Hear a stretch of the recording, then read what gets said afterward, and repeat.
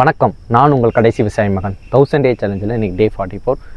நீங்கள் எல்லோரும் கேட்கலாம், ஏன் இன்றைக்கி கருப்பு ட்ரெஸ் போட்டிருக்கீங்க அப்படின்னு. இப்போ உள்ள இளைய தலைமுறைகள், இப்போ உள்ள மாணவர்களுக்கு இந்த மே 18ங்கிற விஷயம் தெரியுமான்னு தெரியலை. நான் தெளிவாக சொல்கிறேன், கொஞ்சம் கேட்டு தெரிஞ்சுக்கோங்க.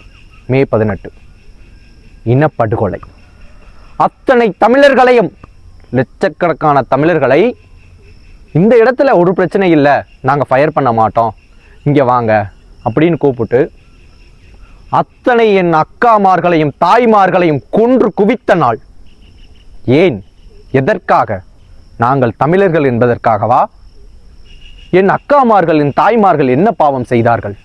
என் அக்கா அங்கையர் கண்ணி, தற்கொலை படையின் தலைவி, 37 மைல்கள் அவர்களை அங்கே சிங்கள இராணுவ படை, கடலுக்குள் ஒரு கப்பல், அந்த கப்பலில் அனைத்து வகையான இராணுவ சம்பந்தப்பட்ட சிங்கள இராணுவத்தின் அனைத்தும் உள்ளது.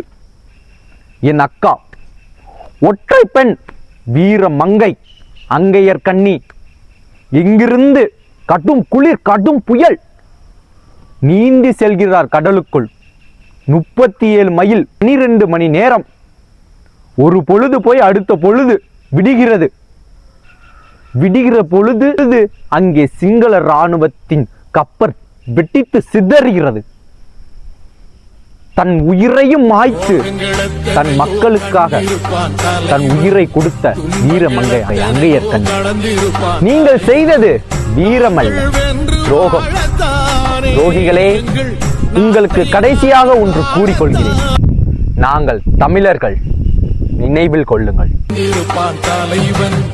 உறவுகள் எத்தனையோ இழந்திருப்பான் தலைவன். தடைகளை